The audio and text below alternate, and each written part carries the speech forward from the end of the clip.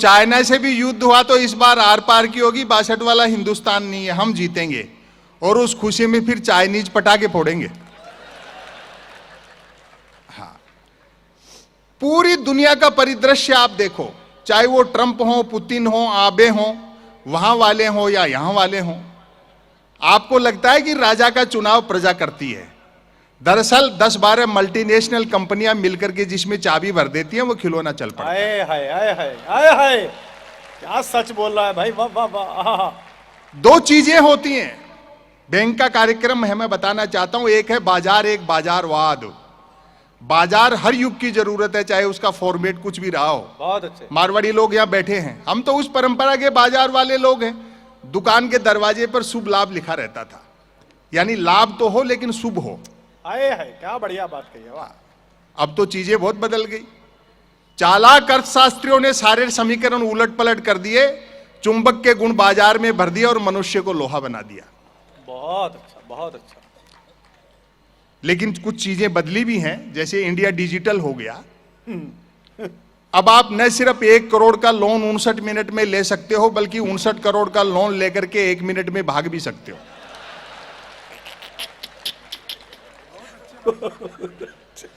और व्यापार तो इतना आसान हो गया कि कोई भी आदमी किसी भी समय कुछ भी व्यापार कर सकता है।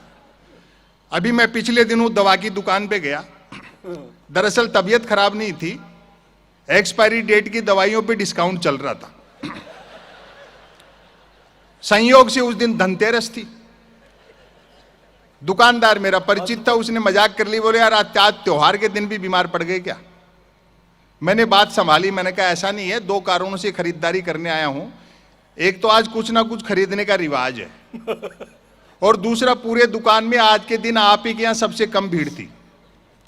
तो वो भी मजाक पे उतर गया, बोलो ठीक कह रहे हो। दूसरे दुकानदारों की बिक्री देख करके मैं भी सोच रहा था कि एक दिन के लिए दुकान के आगे थोड़े से बर्तन लगा लेता, दवा की दुकान के आगे, तो 2 पैसे ठीक से कमा लेते। वो 10 दुकान छोड़ करके सिंह साहब है मेडिकल वाले, वो तो दीपावली पे पटाखे बेचते हैं। और अब व्यंग का आनंद लेना, बोलो सिंह साहब तो दीपावली पे पटाखे बेचते हैं। मैंने कहा सिंह साहब के पास पटाखे बेचने का लाइसेंस है क्या? बोलो लाइसेंस ही पटाखे बेचने का है, बिना लाइसेंस के तो वो दवाइयां बेच रहे। कमाल है। कविता तिवारी ने कितनी अच्छी रचनाएं सुनाई बेटियों को लेकर के, और यहां भी मैं देखता हूं कि इससे परिवार लोग आए हैं। और देखो, एक निवेदन कर दूं, शादीशुदा हो तो पत्नी को साथ रखा करो, वरना मन की बात भी रेडियो से करते फिरोगे।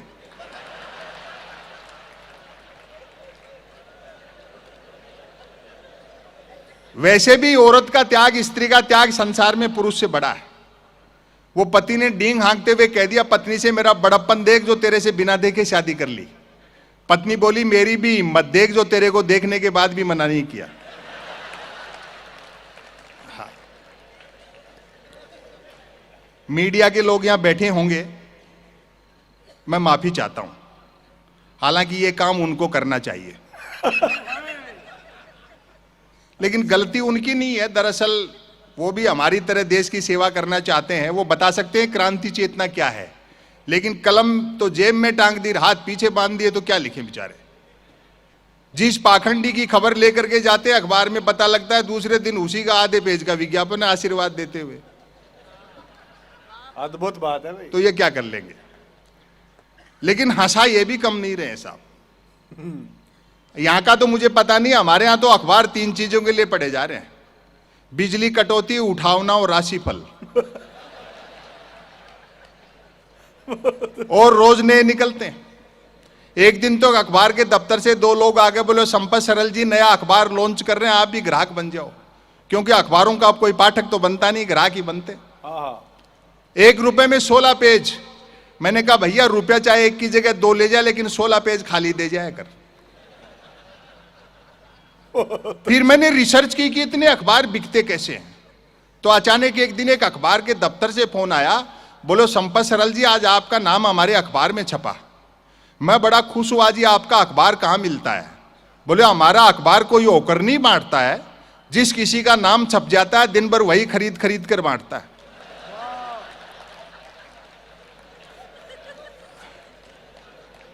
और टेलीविजन वाले तो इतना हंसाते हैं, वो प्राइम टाइम पे बहस देखते हो? जैसे किसी जमाने में अवध के नवाब मुर्गे लड़ाते थे।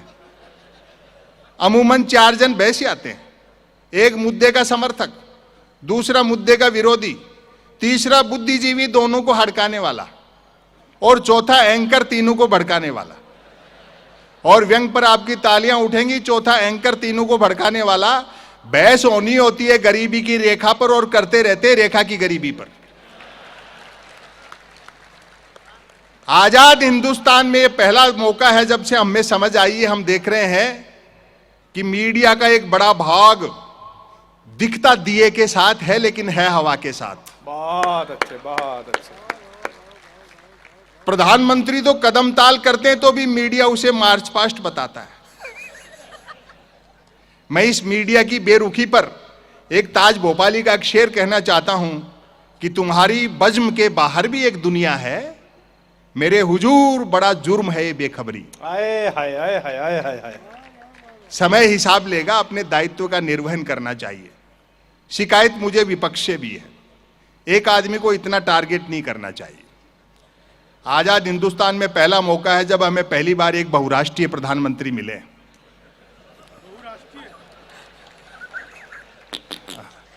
क्या गजब के सैलानी है साहब। नाश्ता एक देश में, दोपहर का खाना दूसरे में, 4 बजे की चाय तीसरे में, शाम का भोजन चौथे में, रात को नींद 5वें में लेते हैं। नींद उचट जाए तो छठे के लिए निकल ले। हाँ, अब तो स्कूल में एक दिन बच्चे ने पूछ लिया था, मास्टर ने जनरल नॉलेज का सवाल, बोलो बेटे बताओ अपने प्रधानमंत्री किस देश की यात्रा पर हैं? बोले मास्टर जी आज सुबह 9 बजे तो सिंगापुर की लोकेशन आ रही थी। हाँ, हाँ। आप टारगेट मत करो किसी आदमी को, और कुछ नहीं तो डिग्री पे सवाल उठा दिए, ये अच्छी बात नहीं है। हाँ भाई, जब सैटेलाइट लॉन्च होकर के अपनी कक्षा में स्थापित हो गया और धरती के चक्कर काट रहा है, फिर क्यों डिजाइन पे बहस कर रहे हो? और वैसे भी डिग्री से अनुभव बड़ा होता है। मैं ऐसे कई को जानता हूं जिन्होंने एजुकेशन लोन लेकर आईआईटी की थी, फिर उस लोन को चुकाने के लिए उनको आईटीआई करनी पड़ी। हालांकि बाद में उनकी पार्टी के 2 बड़े नेताओं ने बाकायदा प्रेस कॉन्फ्रेंस करके प्रधानमंत्री की डिग्रियां दिखाई। अच्छा, तब तब जाकर विरोधियों का मुंह बंद हुआ कि हमारे प्रधानमंत्री ने न सिर्फ एमए कर रखा बल्कि बीए भी कर रखा है। और अभी ये डॉक्टर कुमार विश्वास कह रहे थे, बोले भाई जी जब प्रधानमंत्री इतने पढ़े लिखे हैं तो मैट्रिक भी करी रखी होगी। तो थोड़ा सकारात्मक सोचो, चीजें बदलेंगी। आज जैसे हम हैदराबाद एयरपोर्ट से आए, आपको गाड़ियां भेजनी पड़ी, हमें भी 5 साढ़े 5 घंटे लगे। एक आदमी काम कर रहा है, समय लगता है, जल्दी ये चीजें सुलझ जाएंगी जब बुलेट ट्रेन चलेगी।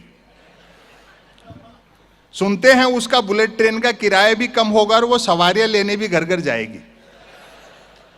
और क्या गुजराती दिमाग लगाया है साहब।